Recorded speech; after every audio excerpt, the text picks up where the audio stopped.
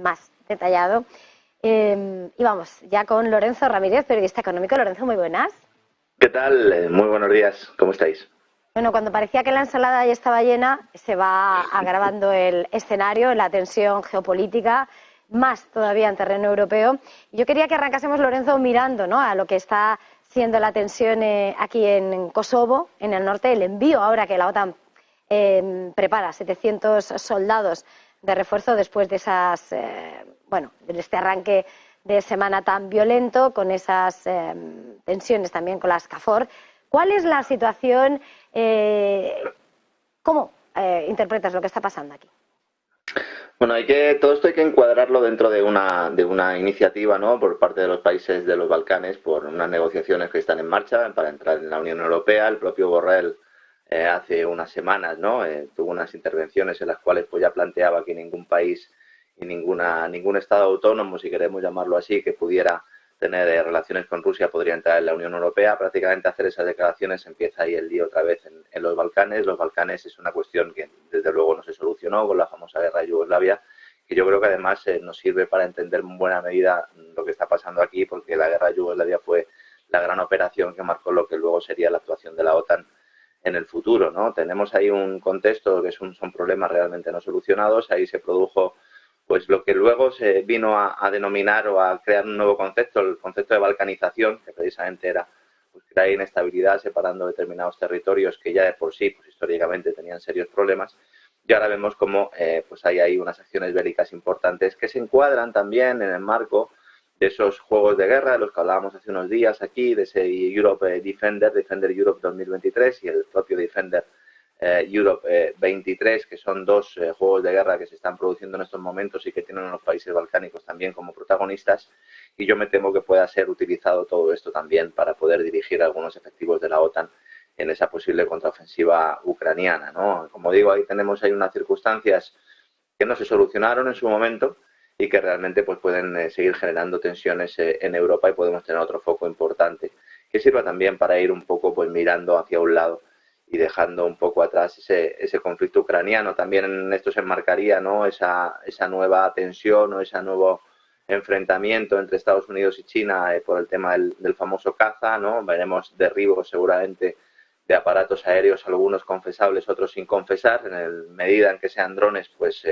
realmente seguramente no llegue la sangre al río, pero si en alguno de estas escaramuzas pues ha implicado algún piloto estadounidense o chino que pueda caer en combate, pues a lo mejor sí que tenemos una escalada mayor. En definitiva, vemos inestabilidad, como bien comentabas.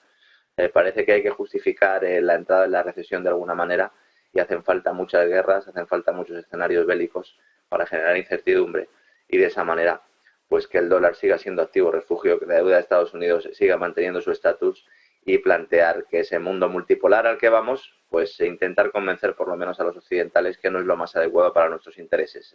Lo peor de todo, cuando se produce un parto, cuando se produce un reseteo, cuando se produce un supuesto reinicio, cuando hay un cambio en las reglas del juego, cuando hay un cambio de ciclo económico, es que normalmente siempre se hace con dolor.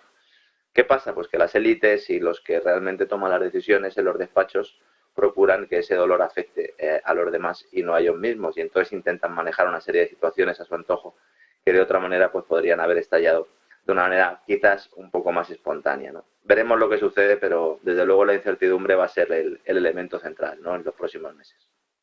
Y no para gran consuelo con todo lo que se prepara, como estás señalando. Entre otros asuntos, más allá de ese escenario, llega lo que es la batalla también, entrando también en sectores claves, las tecnológicas China y de Estados Unidos, y grandes farmacéuticas que están financiando, apuntaban al grupo de eurodiputados implicado en los sobornos de Marruecos y de Qatar. Cuéntanos. Sí, esto es algo sobre lo que se ha también lanzado, pues o se ha puesto una manta encima o se ha metido debajo de la alfombra, como quieras llamarlo. Poco se sabe sobre esa evolución del escándalo de sobornos en el Parlamento Europeo que conocimos a finales del pasado año y que se denominó finalmente Qatar Gate, aunque también podría haberse denominado Marruecos Gate. El país árabe fue uno de los que pagó a eurodiputados para que favorecieran a sus intereses, una actividad en la que también pues está implicado el régimen marroquí, que llegó a salpicar a Josep Borrell, que precisamente cuando saltó el escándalo estaba de visita en Marruecos, aunque la investigación parece estar durmiendo el sueño de los justos, metida en algún cajón de la burocracia comunitaria que no quiere terminar de abrir esa caja de Pandora porque podría afectar a la propia esencia de la Unión Europea. Es importante que tengamos en cuenta que la Unión Europea va a un camino de los Estados Unidos de Europa, lo he comentado muchas veces. Alemania está dispuesta a esos Estados Unidos de Europa. Ellos dicen que con carácter federal, pero no se sabe hasta qué punto realmente lo apuntan con la boca pequeña, y esto pues implica dos cosas. En primer lugar, que no tiene que haber ningún tipo de escándalo, y en segundo lugar, que se van a plegar a los intereses otanistas porque saben que el camino pasa por ahí. Evitar la corrupción, evitar los escándalos de corrupción. Por un lado, cualquier tipo de conato de fraude, los Next Generation EU, ya lo hemos visto en España, y luego el tema de los sobornos famosos, un escándalo que se puso el foco sobre todo en la detención de la vicepresidenta del Parlamento Europeo, la socialista griega Eva Kaili, intentando que pasara a un segundo plano una organización que se llama EU40, EU40, la cual presidía la propia Kaili hasta que fue expulsada tras conocerse su implicación, expulsada de forma temporal, importante que lo digamos, una organización compuesta por jóvenes parlamentarios europeos. Cuando salta el escándalo dejan de organizar actos, dejan de organizar eventos, pero ahora parece que vuelven otra vez a poner un poco la estructura del cortijo. Las aguas se han calmado, comienza otra vez a tener actividad, unos eventos patrocinados no por teocracias árabes, sino por multinacionales tecnológicas de Estados Unidos como Google y Microsoft, farmacéuticas como AstraZeneca y Johnson Johnson, y también tecnológicas chinas, que a mí es lo que más me ha sorprendido cuando he investigado esto. Huawei y TikTok también están participando en estas organizaciones que de alguna manera son la puerta de entrada al mundo de la política de estas multinacionales. Es una de las múltiples formas en las que el mundo corporativo accede a los legisladores, les corteja con todo tipo de promesas, muchas de ellas inconfesables, ejerciendo como lobistas, que son al fin y al cabo quienes redactan las leyes que luego se votan en la sede del Parlamento Europeo. Mucha gente desconoce cómo se elaboran las directivas comunitarias, porque si lo supieran seguramente dejarían de creer que la Unión Europea es una democracia con separación de poderes. Es como siempre se dice en el caso de las salchichas, ¿verdad? Que si viéramos cómo se fabrican, pues muchos dejarían de comerlas. Esto es un poco similar, porque la mayoría de los eurodiputados no solo no participan en las redacciones de las leyes que realizan técnicos y consultoras que trabajan para estas corporaciones, sino que en muchos casos ni siquiera leen los textos antes de darle su visto bueno o rechazarlos en función de los intereses que tenga cada uno, ¿no? Ya no estamos hablando solo de los intereses del partido, sino de los intereses de cada uno. En el caso del EU40, el grupo este, además hay un problema añadido, porque es que se trata de uno de los vehículos que utiliza el Foro Económico Mundial y otros organismos supranacionales que están impulsando ese futuro tecnocrático, utilizando como excusa la lucha contra el cambio climático, todo el tema de la sostenibilidad. Bueno, pues un ejemplo de ello es que es una de las organizaciones patrocinadoras de lo que ahora se denomina ciudades de 15 minutos y que hasta hace poco pues era conocido como la iniciativa de las ciudades inteligentes, ¿no? En el caso concreto de Eva Kaili, además, el juez de instrucción hace pocos días, que en teoría está investigando la trama de sobornos, le ha retirado el brazalete electrónico que está obligada a llevar por estar en arresto domiciliario, y desde que las autoridades belgas destaparon el caso a finales del año pasado, como digo, 6 personas han sido imputadas, incluida ella, que conserva su escaño como eurodiputada, y en la operación de diciembre, en la que se produjeron estas detenciones, se incautaron de 1,5 millones de euros en efectivo, escondidos en bolsas y maletas, la mayor parte de los domicilios de Kaili, incluso de su padre, y es muy revelador pues comprobar cómo se ha silenciado todo esto, también el papel de Borrell en toda la trama, porque ella, la vicepresidenta del Parlamento Europeo, dejó claro que tenía la autorización no solo de Borrell, sino de la comisaria de Interior y también del propio Parlamento Europeo, que fue la que le encargó a ella establecer relaciones con Qatar. ¿Tirará el juez de la manta? Pues yo, la verdad, Eva, lo dudo bastante. Antes de mirar a temas más nacionales, a más cuestiones, quería, en un día como el de hoy, en el que además estamos hablando mucho de inteligencia artificial, riesgos y pánico, en torno a ello, de los padres de la inteligencia artificial, por cierto, tenemos también esa información de cómo Elon Musk pondrá chips en cerebros humanos tras la autorización de la FDA. Sí, bueno, lo de Elon Musk ya viene de lejos. La verdad es que es un tema que es también bastante preocupante, porque es verdad que abre muchas esperanzas a muchos enfermos. Elon Musk ha logrado uno de sus objetivos más ansiados, que es que Neuralink, la compañía de biotecnología creada en 2016, obtenga el permiso de la FDA, del regulador de los fármacos en Estados Unidos, para que veamos hasta qué punto ya se juntan la tecnología y la biología, este regulador, para iniciar en humanos sus estudios clínicos con implantes cerebrales. Es decir, ya se trata directamente de introducir chips en los cerebros de las personas de forma voluntaria, no digo por si alguno se está asustando. La empresa sabía que iba a tener luz verde porque ya el pasado diciembre anunció la creación de un registro de pacientes dispuestos a probar estos implantes, y bueno, pues se buscaba mayores de edad con enfermedades, pues con tetraplegias, con paraplegias, con pérdida de visión, con sorderas, con afasias. Musk nos dice que su objetivo es sanitario, que quiere conseguir que personas paralíticas anden y que ciegos consigan ver, como si fuera una especie de Jesucristo moderno. Todos estos tipos tienen una visión de sí mismos muy mesiánica, pero claro, lo que no airea públicamente, y es a mí lo que realmente me preocupa, a pesar de que, insisto, está en el programa de Neuralink y se puede comprobar, es que el objetivo final es lograr que los ordenadores envíen información a las mentes de las personas. Es decir, es un camino de doble sentido.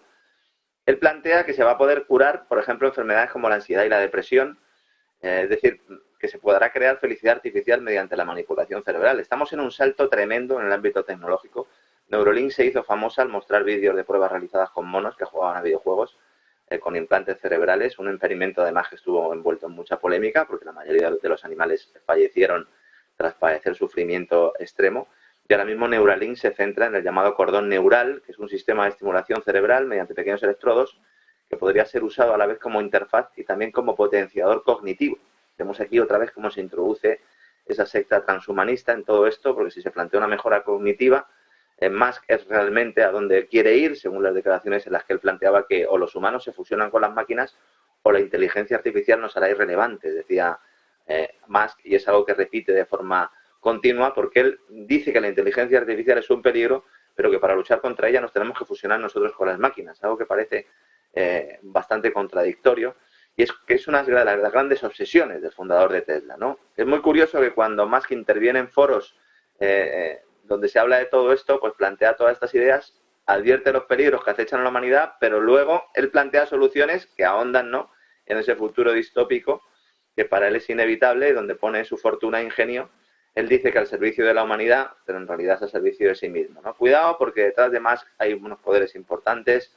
Elon Musk y sus empresas son brazos corporativos de ese complejo militar industrial del que hablaba en su momento Eisenhower. Creo que hay muchos indicios y también evidencias que apuntan en este sentido. Su imperio se ha construido en buena medida gracias a la colaboración con el complejo militar industrial al cual pertenece. Cuenta con el respaldo del sector público. Es verdad que es un gran innovador, que es un tipo que se anticipa al futuro, pero precisamente por eso ha sido ayudado, ha sido jaleado por ese estado profundo que necesita cubrir ambas partes del espectro ideológico en esa artificial, en este caso sí artificial, batalla entre la izquierda y la derecha, cuyo objetivo pues es ir alejando a la opinión pública de la realidad. Veremos más experimentos, son no solo de Elon Musk, sino de otras compañías que van a fusionar tecnología y biología, y bueno, pues iremos informando de ello, Eva. Y lo seguiremos contando mientras lo vas detallando. Más cosas, ya decía que teníamos que mirar aquí en casa.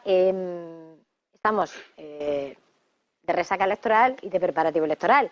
PP y PSOE, que preparan el relato para subir impuestos y reducir servicios sociales después de las elecciones. ¿Qué se prepara? Bueno, antes Iturralde lo comentaba, ¿no? Le agradezco también la mención que ha hecho, también le mando un abrazo. Es que ha dado en el clavo. Es decir, a partir de ahora, la historia es cómo se va a vender el día después. Porque la idea de Sánchez es basar toda su campaña, que no va a ser muy larga, eso es lo mejor de todo esto, es que se van a celebrar las elecciones pronto, es basar toda su campaña en unos supuestos logros económicos, aprovechando que el Producto Interior Bruto todavía crece, sobre todo por la comparación interanual. Se va a beneficiar de todas las comparaciones interanuales. Que los servicios, sobre todo por el turismo, mantienen la pujanza.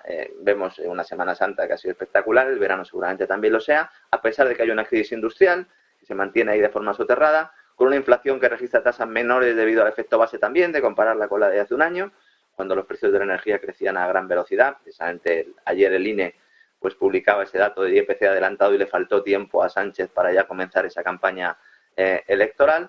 Y entonces, dado que se trata de un indicador adelantado y que no podemos conocer con detalle las partidas concretas, habrá que esperar hasta el 13 de junio, pero este efecto base ya sabemos que va a permitir al gobierno hacer propaganda asegurando que la inflación se reduce por sus políticas económicas, no por el efecto base.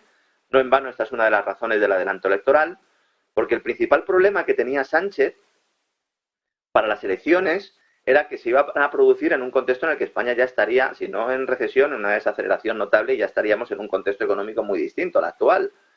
Entonces, claro, realmente tienen muchas cosas positivas, ¿no? Sobre todo visto a posteriori de esta convocatoria electoral, digo, para él, para Sánchez. Primero, que se quita esto de en medio, y segundo, que evita esa rebelión interna de los varones que se iba a producir y que era inminente, ¿no? Entonces, aprovechará datos económicos de Semana Santa y verano, que son los mejores en materia económica para España.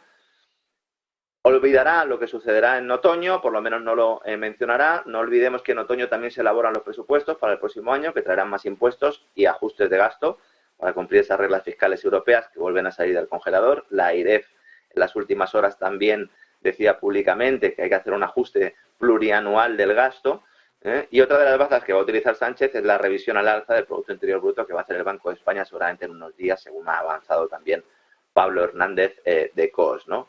Entonces, al final tenemos un contexto en el cual se nos va a decir que España vuelve al nivel pre-COVID, lo cual es falso. En media será real, pero todavía habrá 7 comunidades autónomas que no recuperarán ese nivel. Son Extremadura, Cantabria, Asturias, Castilla y León, Cataluña, Baleares y Canarias, según los cálculos que hacían los analistas de Funcas. Y el PSOE, mientras basa su estrategia en todo eso, y luego cuando llegan las vacas flacas, pues ya se culpará la guerra, Bruselas, de los ajustes y de lo que haga falta, y el Partido Popular tiene la estrategia contraria, es decir, no hablar nada de economía, centrar el mensaje en las alianzas del PSOE con comunistas, con separatistas, con terroristas. Si llegan a Moncloa, sacar el hacha económica, culpando al gobierno saliente, como ya hicieron Rajoy, Montoro y de Guindos en 2012, cuando aprobaron la mayor subida de impuestos de la historia e incumplieron el programa electoral al día siguiente de llegar a la Moncloa. Con lo cual, los dos van a hacer lo mismo una vez que lleguen, al menos en materia económica. Hay dudas sobre el tema de la política energética. Es posible que se revise esa política energética. Fíjate que las empresas eléctricas que han estado enfrentados con Teresa Rivera ahora creen que le pueden echar de menos si finalmente el nuevo gobierno, si cambiara de color, modificara su estructura o su política energética, dejando de potenciar el desarrollo renovable y volviendo un poco al tema nuclear. Habría alguna empresa que se beneficiaría, gestora de esas empresas nucleares. Bueno, pues a lo mejor también le viene bien esto a Meloni, porque no olvidemos que una de esas empresas se llama Endesa, que en realidad es propiedad de Enel, que a su vez es propiedad del Estado italiano. Aquí sí que pueden haber cambios notables y veremos realmente también si se produce esa renovación, porque a lo mejor Sánchez vuelve a ganar las elecciones. Hay muchos que le están dando por muerto, pero yo creo que tiene serias opciones de revalidar, Eva. Ya salió, volvió a entrar y eso lo decidirá el 23 de julio, quien no se vaya a vacaciones o vote por correo yéndose de vacaciones y quien vaya a las urnas. Lorenzo Ramírez, periodista económico, como siempre ha sido un verdadero placer. Feliz jornada, feliz negocio. Igualmente, un abrazo, Eva.